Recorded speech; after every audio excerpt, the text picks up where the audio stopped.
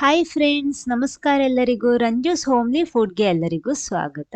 ಇವತ್ತು ನಿಮ್ಗೆಲ್ಲರಿಗೂ ಇಷ್ಟ ಆಗುವಂಥ ಒಂದು ರೆಸಿಪಿ ಜೊತೆನೆ ಬಂದಿದ್ದೀನಿ. ಮಾಡ್ತಾ ಇರೋದು ರವೆ ಉಪಯೋಗಿಸ್ಕೊಂಡು ಮಾಡ್ತಾ ಇರೋದು. ಬನ್ನಿ ನೋಡೋಣ ಇದು ಏನು, ಹೇಗೆ ಮಾಡೋದು ಅಂತೆಲ್ಲ. ನೋಡಿ, ಅದಕ್ಕೋಸ್ಕರ ಮೊದಲು ನಾನಿಲ್ಲಿ 1 ಕಪ್ ನೀರು ತಗೊಂಡಿದ್ದೀನಿ. ಅದನ್ನೊಂದು ಪ್ಯಾನಿಗೆ ಹಾಕ್ತಾ ಇದ್ದೀನಿ. ಇನ್ನು ಸ್ಟವ್ ಆನ್ ಮಾಡ್ಕೊಳ್ಳಿ. ನೀರು ಚೆನ್ನಾಗಿ ಕುದಿ ಬರಬೇಕು. ಅದಕ್ಕಿಂತ ಮುಂಚೆ ನೋಡಿ, ಇದಕ್ಕೆ ರುಚಿಗೆ ತಕ್ಕಷ್ಟು ಉಪ್ಪು, ಆಮೇಲೆ ಅದೇ ರೀತಿ ಒಂದು ಅರ್ಧ ಟೀ ಸ್ಪೂನ್ನಷ್ಟು ಬೆಣ್ಣೆ ಅಥವಾ ತುಪ್ಪ ಯಾವುದು ಹಾಕೋಬಹುದು, ಹಾಕ್ಬಿಟ್ಟು ಮಿಕ್ಸ್ ಮಾಡ್ಕೊಳ್ಳಿ. ಇವಾಗ ನೋಡಿ, ನೀರೆಲ್ಲ ಚೆನ್ನಾಗಿ ಕುದಿ ಬರ್ತಾ ಇದೆ, ತುಪ್ಪ ಎಲ್ಲ ಕರಗಿದೆ. ಇವಾಗ ನಾನು ಇದಕ್ಕೆ 1/4 ಕಪ್ಪಿನಷ್ಟು ರವೆ ಹಾಕ್ತಾ ಇದ್ದೀನಿ. ಇದು ರೋಸ್ಟೆಡ್ ರವೆ ಏನಲ್ಲ, ನಾನು ಹಾಗೆ ಹಾಕ್ತಾ ಇರೋದು. ರೋಸ್ಟ್ ಮಾಡಬೇಕಾದ ಅವಶ್ಯಕತೆ ಏನು ಇಲ್ಲ. ನೋಡಿ, ಒಂದ್ಸಲ ಈ ರೀತಿ ಮಿಕ್ಸ್ ಮಾಡ್ಕೊಳ್ಳಿ. ಈ 1 ಕಪ್ ನೀರಲ್ಲಿ ಈ ರವೆ ಚೆನ್ನಾಗಿ ಬೆಂದು ಬರಬೇಕು. ಅಷ್ಟೊತ್ತು ಇದನ್ನ ಈ ರೀತಿ ಕೈ ಆಡಿಸ್ತಾನೆ ಇರಿ. ಅಂದ್ರೆ ಸ್ವಲ್ಪ ಗಟ್ಟಿ ಬರುತ್ತೆ ಅದು ಬೇಯುವಾಗ. ನೋಡಿ, ಈ ರೀತಿ ಬಂದಿದೆ, ಸಾಕು, ಕರೆಕ್ಟ್ ಆಗಿದೆ. ಇದಕ್ಕಿಂತ ಗಟ್ಟಿ ಆಗ್ಬಾರ್ದು. ನೋಡಿ, ಈ ಸ್ಟೇಜಿಗೆ ಬರುವಾಗ ನಾವು ಇದಕ್ಕೆ ನೆಕ್ಸ್ಟ್ ಅಕ್ಕಿ ಹುಡಿ ಸೇರಿಸ್ಬೇಕು.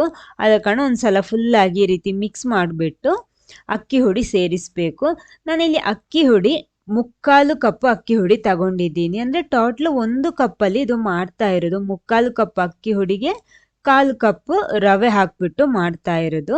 ಇನ್ನು ಈ ರವೆ ಜೊತೆ ಈ ಅಕ್ಕಿ ಹುಡಿ ಕೂಡ ಮಿಕ್ಸ್ ಆಗಿ ಬರಬೇಕು. ಅಂದ್ರೆ ಈ ಬಿಸಿ ಬಿಸಿ ರವೆ ಮಿಕ್ಸಿಗೆ ಅಕ್ಕಿ ಹಿಟ್ಟು ಹಾಕುವಾಗ ಅದು ಕೂಡ ಕರೆಕ್ಟ್ ಆಗಿ ಬೆಂದು ಸಿಗುತ್ತೆ ನಮಗೆ.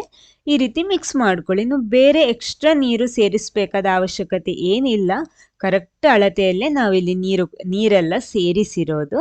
ನೋಡಿ, ಈ ರೀತಿ ಒಂದ್ಸಲ ಎಲ್ಲ ಮಿಕ್ಸ್ ಮಾಡಿಬಿಟ್ಟು ನಮಗೆ ಸ್ಟವ್ ಆಫ್ ಮಾಡ್ಬೋದು. ಫುಲ್ ಆಗಿ ಮಿಕ್ಸ್ ಆಗಿದೆ ಅಂತ ಅಂದಮೇಲೆ ನೋಡಿ, ಸಾಕು, ಮಿಕ್ಸ್ ಆಗಿದೆ. ಇವಾಗ ಇನ್ನು ಇದನ್ನ ಕೈಯಲ್ಲೇ ನಾದ್ಕೋಬೇಕು. ಸ್ಟವ್ ಆಫ್ ಮಾಡಿಬಿಟ್ಟು ಇದನ್ನೊಂದು ಪ್ಲೇಟಲ್ಲಿ ಹಾಕಿಟ್ಕೊಳ್ಳಿ.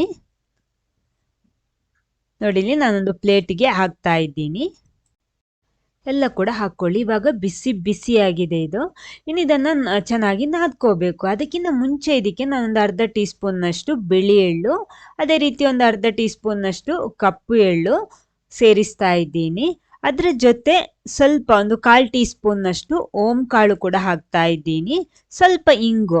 ಇಲ್ಲಿ ನಿಮಗೆ ಸ್ವಲ್ಪ ಸ್ಪೈಸಿಯಾಗಿ ಬೇಕಿದ್ರೆ ಮೆಣಸಿನ ಹುಡಿ ಎಲ್ಲ ಸೇರಿಸ್ಬೋದು, ತೊಂದರೆ ಏನಿಲ್ಲ. ನಾನು ಆ ಥರ ಏನು ಇವತ್ತು ಹಾಕ್ತಾ ಇಲ್ಲ. ಮಕ್ಕಳಿಗೆಲ್ಲ ಮಾಡ್ತೀರಿ, ಸ್ಪೈಸಿ ಬೇಡ, ನಿಮಗೆ ಬೇಕಿದ್ರೆ ಮಾಡ್ಬೋದು. ನೋಡಿ, ಇನ್ನು ಕೈಯಲ್ಲೇ ನಾದ್ಕೊಂಡು ಹಿಟ್ಟನ್ನು ಇಷ್ಟು ಸಾಫ್ಟ್ ಆಗಿ ಮಾಡಿದ್ದೀನಿ. ನೋಡಿ, ಈ ರೀತಿ ಬರಬೇಕು. ಎಕ್ಸ್ಟ್ರಾ ನೀರೇನು ಸೇರಿಸೋದು ಬೇಡ. ಆಮೇಲೆ ನೋಡಿ, ನಾನಿಲ್ಲಿ ಶಾವಿಗೆ ಮಾಡುವಂಥ ಮಣೆ ತಗೊಂಡಿದ್ದೀನಿ. ಅದಕ್ಕೆ ಸ್ಟಾರ್ ಹಚ್ಚು ಹಾಕ್ಬಿಟ್ಟು ನಾನಿಲ್ಲಿ ಹಿಟ್ಟನ್ನು ಇದರೊಳಗಡೆ ತುಂಬಿಸಿಡ್ತಾ ಇದ್ದೀನಿ. ಮುಚ್ಚಳೆಲ್ಲ ಮುಚ್ಚಿಬಿಟ್ಟು ಇದರಲ್ಲಿ ಈ ರೀತಿ ಚಕ್ಕುಲಿ ಮಾಡ್ತಾ ಇರೋದು. ಇದನ್ನು ನಿಮಗೆ ನೇರವಾಗಿ ಎಣ್ಣೆಗೆ ಬೇಕಿದ್ರೆ ಬಿಡ್ಬೋದು, ಅಥವಾ ನಿಮಗೆ ಶೇಪ್ ಬೇಕು ಅಂತ ಇದ್ರೆ ಈ ರೀತಿ ಶೇಪ್ ಮಾಡಿಬಿಟ್ಟು ಎಣ್ಣೆಗೆ ಬಿಡ್ಬೋದು. ಇವತ್ತು ನೋಡಿ, ನಾನಿಲ್ಲಿ ದೊಡ್ಡ ದೊಡ್ಡ ಚಕ್ಕುಲಿ ಎಲ್ಲ ಮಾಡ್ತಾ ಇರೋದು. ಸಣ್ಣ ಸಣ್ಣ ಚಕ್ಕುಲಿ ಈ ರೀತಿ ಮಾಡ್ತಾ ಇದ್ದೀನಿ. ಅದು ನೋಡೋದಿಕ್ಕೂ ಚೆನ್ನಾಗಿರುತ್ತೆ, ತಿನ್ನೋದಿಕ್ಕೂ ಸೂಪರ್ ಆಗುತ್ತೆ, ಮಕ್ಕಳಿಗೆಲ್ಲ ಇಷ್ಟ ಆಗುತ್ತೆ ಈ ರೀತಿ ಮಾಡಿದ್ರೆ. ನೋಡಿ, ಸಣ್ಣ ಸಣ್ಣಕ್ಕೆ ಈ ರೀತಿ ಮಾಡಬೇಕು. ಎಲ್ಲ ಕೂಡ ರೆಡಿ ಆಗಿದೆ. ಇನ್ನು ಇದನ್ನ ಫ್ರೈ ಮಾಡಿದ್ರೆ ಆಯ್ತು. ಎಣ್ಣೆ ಎಲ್ಲ ಬಿಸಿ ಮಾಡೋದಿಕ್ಕೆ ಇಟ್ಟಿದ್ದೀನಿ. ನಾನಿಲ್ಲಿ ತೆಂಗಿನ ಎಣ್ಣೆ ಉಪಯೋಗಿಸಿರೋದು. ನಿಮ್ಗೆ ಯಾವ ಎಣ್ಣೆ ಬೇಕೋ ಆ ರೀತಿ ಉಪಯೋಗಿಸ್ಕೊಳ್ಳಿ, ಕುಕ್ಕಿಂಗ್ ಆಯಿಲ್. ನೆಕ್ಸ್ಟ್ ನೋಡಿ, ನಾವು ರೆಡಿ ಮಾಡಿಟ್ಟಿರುವಂತಹ ಚಕ್ಕುಲಿನ ಈ ಎಣ್ಣೆಯಲ್ಲಿ ಹಾಕ್ಬಿಟ್ಟು ಫ್ರೈ ಮಾಡಿದ್ರೆ ನಮಗೆ ಕ್ರಿಸ್ಪಿ ಆಗಿರುವಂತಹ ರವೆ ಚಕ್ಕುಲಿ ಇಲ್ಲಿ ರೆಡಿ ಆಗುತ್ತೆ. ನೋಡಿ, ಈ ರೀತಿ ಮಾಡ್ಕೊಳ್ಳಿ. ಎಷ್ಟು ಹಿಡಿಯುತ್ತೋ ಅಷ್ಟು ಹಾಕ್ಕೊಳ್ಳಿ. ಆಮೇಲೆ ಒಂದು ಬದಿ ಫ್ರೈ ಆದ್ಮೇಲೆ ತಿರುಗಿಸಿ ಹಾಕೊಂಡ್ರೆ ಸಾಕು. ಇನ್ನಿದು ನಾರ್ಮಲ್ ಚಕ್ಕುಲಿ ತರ ಸ್ವಲ್ಪ ಅಷ್ಟೆಲ್ಲ ಕಲರ್ ಚೇಂಜ್ ಆಗಿ ಬರಲ್ಲ, ಯಾಕಂದ್ರೆ ನಾವಿಲ್ಲಿ ರವೆಯಲ್ಲಿ ಮಾಡಿರೋದು ಸ್ವಲ್ಪ ಬಿಳಿ ಬಣ್ಣದಲ್ಲಿ ಇರುತ್ತೆ. ನೋಡಿ, ಈ ರೀತಿ ಇಷ್ಟು ಫ್ರೈ ಆದ್ರೆ ಸಾಕು, ಜಾಸ್ತಿ ಫ್ರೈ ಆಗಬೇಕಾದ ಅವಶ್ಯಕತೆ ಇಲ್ಲ. ಎಲ್ಲ ಕೂಡ ಚಕ್ಕುಲಿ ನಾನು ಇದೇ ರೀತಿ ಫ್ರೈ ಮಾಡಿ ರೆಡಿ ಮಾಡಿ ತರ್ತೀನಿ. ನೋಡಿ, ಇಲ್ಲಿ ಗರಿ ಗರಿ ಆಗಿರುವಂತಹ ರವೆ ಚಕ್ಕುಲಿ ರೆಡಿ ಆಗಿದೆ. ಕುಟ್ಟಿ ಕುಟ್ಟಿ ಚಕ್ಕುಲಿ ಅಂದ್ರೆ ಸ್ಮಾಲ್ ಚಕ್ಕುಲಿ ಇಲ್ಲಿ ರೆಡಿ ಆಗಿದೆ. ನೋಡಿ, ನೋಡೋದಿಕ್ಕೂ ತುಂಬಾ ಕ್ಯೂಟ್ ಆಗಿದೆ. ನೋಡಿ, ಈ ರೀತಿ ಮಾಡಿದ್ರೆ ಅದೇ ರೀತಿ ಚಕ್ಕುಲಿ ಅಂದ್ರೆ ಹೇಗಿರ್ಬೇಕಂದ್ರೆ ಒಳ್ಳೆ ಕ್ರಿಸ್ಪಿ ಆಗಿರ್ಬೇಕು. ನೋಡಿ, ಮುಟ್ಟುವಾಗಲೇ ಈ ರೀತಿ ಹುಡಿಯಾಗಿ ಸಿಗ್ಬೇಕು. ಅಂದ್ರೆ ಹಾರ್ಡ್ ಆಗಿರಬಾರ್ದು, ಗಟ್ಟಿ ಆಗಿರಬಾರ್ದು, ಅದು ಗರಿ ಗರಿಯಾಗಿ ಕೂಡ ಇರಬೇಕು. ಇದು ಕರೆಕ್ಟ್ ಆಗಿ ಬಂದಿದೆ. ನೀವು ಕೂಡ ಇದೇ ಮೆಥಡಲ್ಲಿ ಈ ಚಕ್ಕುಲಿ ಮಾಡಿ ನೋಡಿ, ಹೇಗಾಗಿದೆ ಅಂತ ಫೀಡ್ಬ್ಯಾಕು ತಿಳಿಸಿ. ಇಷ್ಟ ಆದರೆ ಒಂದು ಲೈಕ್ ಕೊಟ್ಬಿಟ್ಟು ಎಲ್ಲರ ಜೊತೆ ಶೇರ್ ಮಾಡಿ, ಚಾನಲ್ ಸಬ್ಸ್ಕ್ರೈಬ್ ಮಾಡಿ ಸಪೋರ್ಟ್ ಮಾಡಿ. Okay, thank you.